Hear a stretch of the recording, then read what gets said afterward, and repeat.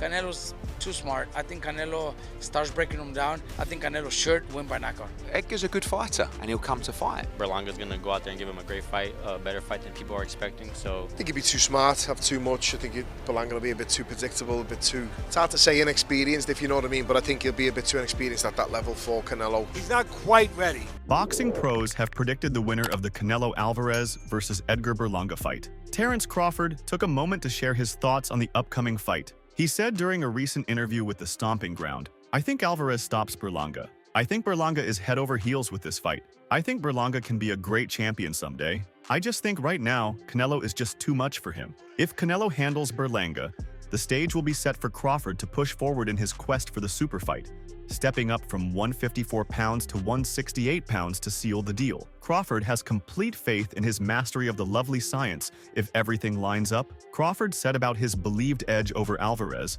"Skills pay the bills, and I got the skills to pay them." With the fight fast approaching, the buzz around it is intensifying. Can Edgar Berlanga do the impossible? He's up against none other than one of boxing's most iconic figures. Facing Canelo Alvarez is a challenge in itself, let alone taking him down. This Saturday night, the two will face off at T-Mobile Arena. While the event boasts other high-profile matchups, the spotlight is firmly on the highly anticipated Alvarez-Berlanga showdown for Alvarez's unified titles. The mere occurrence of this fight has stirred conversations throughout the boxing community. The announcement came as Canelo Alvarez solidified his stance on a potential showdown with WBC mandatory contender David Benavidez, while the looming prospect of a Terence Crawford clash remained in the backdrop. Amidst all this, news broke about honoring the IBF's mandatory challenger. Yet, above all these swirling storylines, the fight with Edgar Berlanga was officially confirmed. The undefeated Brooklyn native has made a name for himself in the super middleweight division,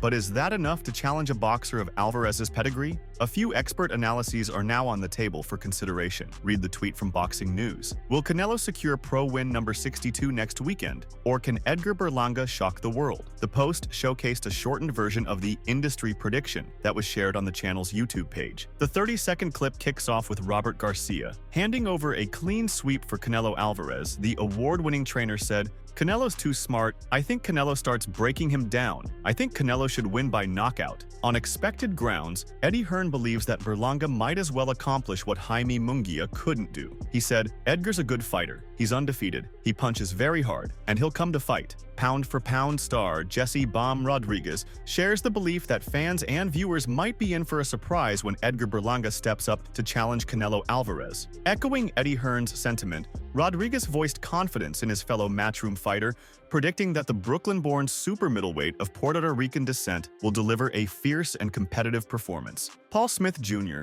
appears to harbor doubts about Berlanga's current standing. The former British super middleweight champion believes Berlanga has not yet ascended to the level of Canelo Alvarez. In Smith's view, a seasoned three-time world title challenger, Alvarez possesses a tactical sharpness far beyond Berlanga's reach. He describes the Puerto Rican fighter's approach as too predictable, making it easy for the Mexican legend to read his movements. Ultimately, the Real Gone Kid suggested that Berlanga may lack the elite experience necessary to challenge a fighter of Alvarez's caliber. Although Teddy Atlas acknowledges Berlanga's skill in the ring, he remains skeptical about whether the chosen one is truly ready to take on the formidable challenge that Canelo Alvarez poses. Similarly, former pro boxer and top trainer David Coldwell believes it would be nothing short of astonishing if Edgar Berlanga were able to hand Canelo a third career defeat. Not quite ready, but a talented kid. In terms of does he beat Canelo, I would see that as a huge shock.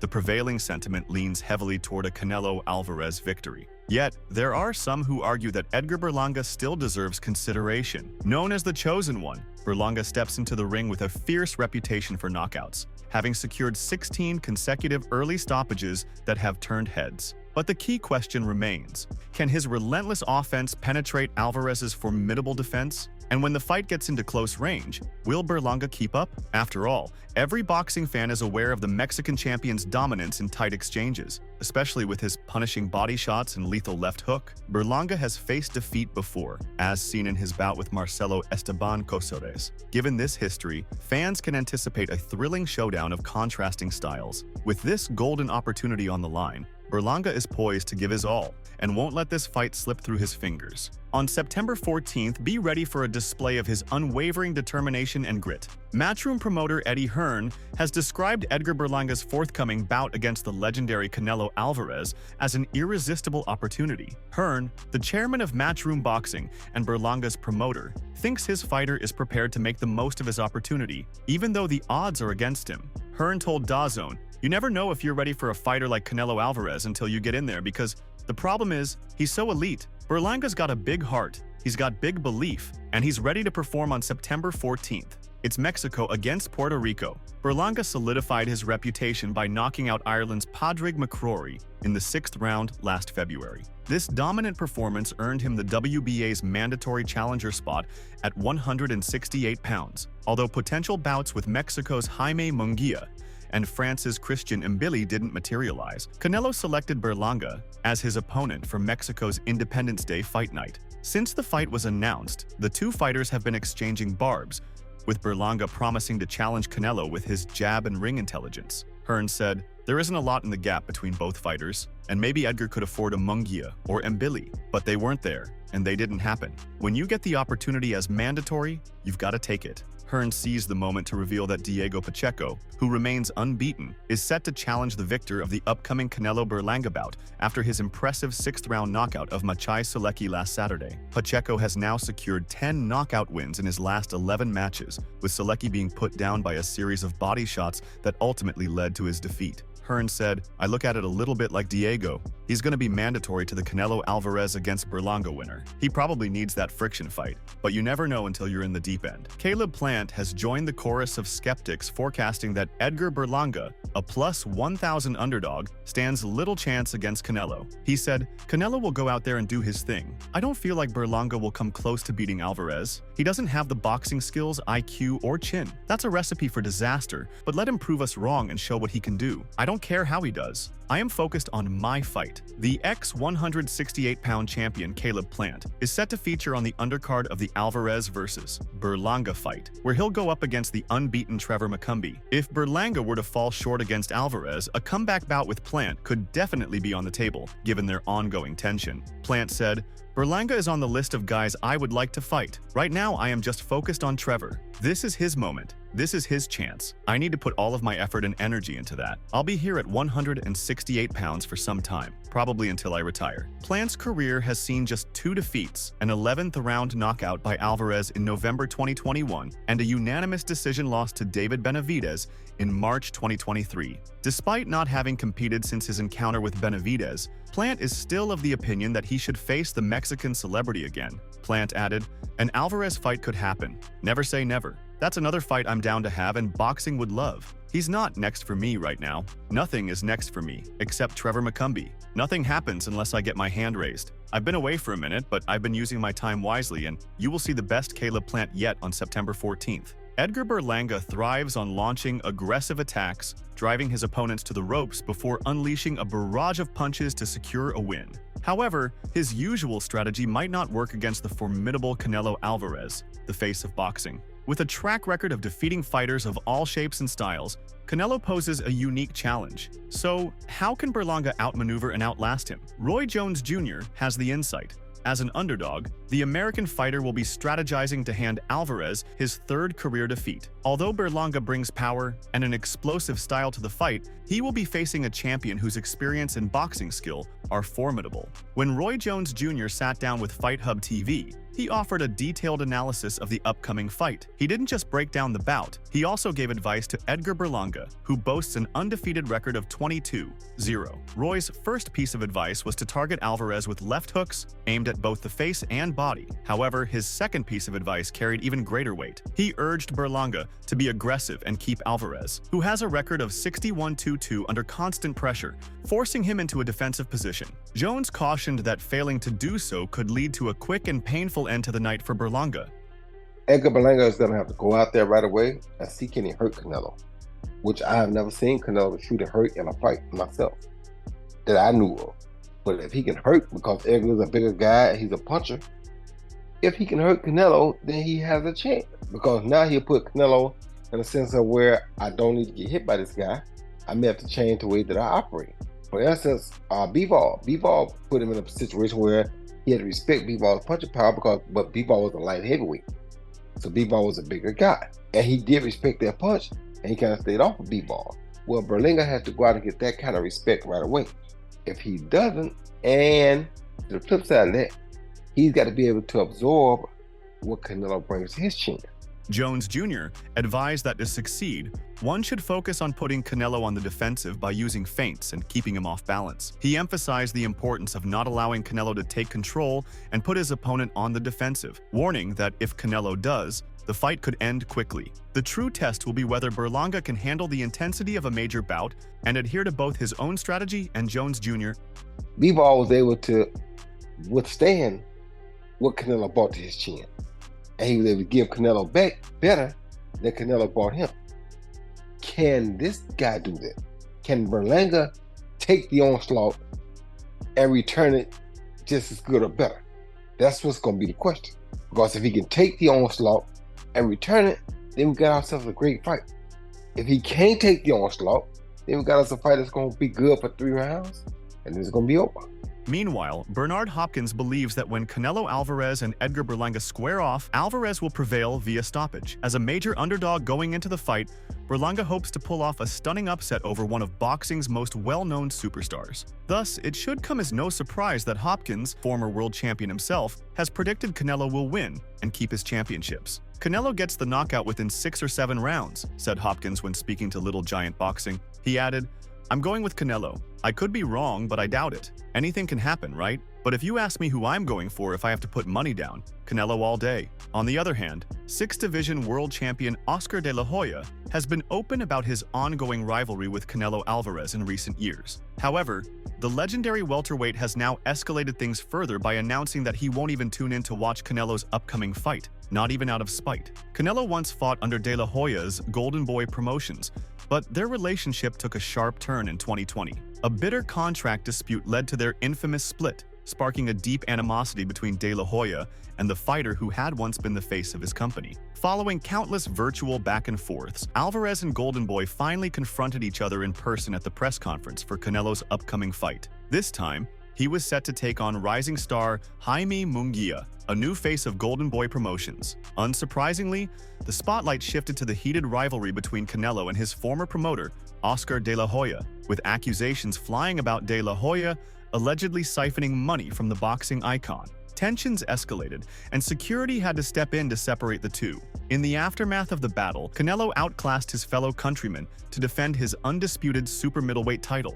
However, he has since been stripped of the IBF belt, now holding only unified champion status as he prepares for next weekend's showdown with Edgar Berlanga. On Instagram, De La Hoya took a jab at the Canelo-Berlanga fight, calling it a snooze fest. He went on to say he'd rather be at the nearby UFC event instead. De La Hoya remarked that they were just a week away from a boxing match between Canelo and Berlanga that no one had asked for, while the UFC event was the one everyone would be watching. He criticized the Canelo vs. Berlanga fight as another dull affair, pointing out the high cost of the pay-per-view and in-person tickets, calling it robbery to pay for yet another uninspiring Canelo match that would likely go the distance against a mediocre opponent. De La Hoya mentioned that he would be attending the UFC event at the Sphere instead, despite his deep love for boxing. He highlighted that his decision to support the UFC and Dana White over Canelo was telling of the situation. Hey again, it's your favorite time of the week again. It's time for the only segment in boxing that gives you the facts and makes you laugh. It's Clapback Thursdays. The boxing news is still slow this week, but as always, I got creative because I realized it's the best part of your boring week. So let's go! Okay. So we're a week away from the boxing match that nobody asked for, right? And the UFC event that everybody will be watching. Canelo's fighting Berlanga, another snooze fest. They're trying to sell a pay-per-view for $90 and $500 minimum in person. It's just robbery at this point to pay for another lame Canelo fight that always goes the distance against a subpar opponent. I'll actually be attending the UFC event at the Sphere instead. So now, I love the sport of boxing more than anything, and I will be watching boxing matches anywhere and anytime, even if it's a simple sparring session or 2 bums fighting in the street. So the idea I'm choosing to attend the UFC and support Dana White instead of Canelo tells you everything you need to know. Dana, I can't wait to see you next Saturday, buddy. I see that you got the same ab surgery I got. I always knew you wanted to be like me, bro. It will be great to hang out with you face to face. Let's go! The UFC has taken a daring step by scheduling an event directly against a Canelo Alvarez pay-per-view. But Alvarez's streak of 5 straight fights going the distance has undeniably cooled some of the excitement surrounding a fighter once viewed as boxing's biggest star. On the other hand, Berlanga, who made headlines with 16 first-round knockouts from 2016 to 2021, promises to bring excitement back into the ring, despite the fact that 5 of his last 6 fights have also gone the full distance. The highly anticipated Canelo vs. Berlanga showdown is set for September 14th at the MGM Grand Garden Arena in Las Vegas, just a short distance away at the Sphere. UFC 306 will light up the night with Sean O'Malley defending his UFC bantamweight title against Merab Dvalishvili in the main event. However, Edgar Berlanga has hit back at De La Hoya. The fight has sparked mixed reactions, with many in the boxing community arguing that Berlanga's level of competition has not been strong enough to justify a chance at 3 of the 4 major world titles. One of the most vocal opponents of the fight is De La Hoya, who has been locked in a fierce rivalry with Canelo ever since the Mexican star's contentious departure from Golden Boy Promotions in 2021. Taking exception to De La Hoya's comments, Berlanga replied, "How can a scumbag like Oscar hate on me in the event? You somebody a lot of fighters looked up to. You are a f***ing wanker, Oscar De La Hoya." The IBF had mandated that Canelo go against William Skull as his required opponent next. The former pound-for-pound champion, however, decided to play Berlanga instead, since it made more financial sense. Canelo lost his unchallenged 168-pound title and the IBF strap. As a result, Skull and Vladimir Shishkin were then scheduled for a vacant IBF title fight. The fight is scheduled to take place in Falkensee, Germany, on October 19th as part of an event that Kook Boxing and Agon Sports are co-promoting. Responding to Canelo's refusal to face him, Skull said, "Maybe this was not the moment," and Canelo said, "Let's leave the Cuban now that he is not very well known. Let's see if he becomes world champion. If he becomes world champion, let's unify." That's one of the things I think, and maybe for me, as a business, it's great to become world champion and then unify with Canelo. That way I make a different history. The truth is, I would like to make a fight now. It didn't happen now. Maybe it can happen in a few years down the road. If he doesn't go up against the victor of Skull versus Shishkin, the anticipation is that Canelo will next face Terence Crawford. This matchup has been a long-standing priority for His Excellency Turki Al-Sheikh, and the Saudi boxing executive recently emphasized that Crawford is only focused on this fight. DraftKings has Alvarez as a -1,800 betting favorite and Berlanga as a +1,000 underdog. Berlanga told Boxing Scene, "Canelo is overlooking me. He knows that I have skills. He's probably doubting that too, and that I don't hit hard. He's 100% doubting my fighting IQ and experience. He thinks it's a cakewalk for him, and that he's just going to walk in and make $35–40 million against a younger guy." He further expressed, he thinks it's a walkthrough,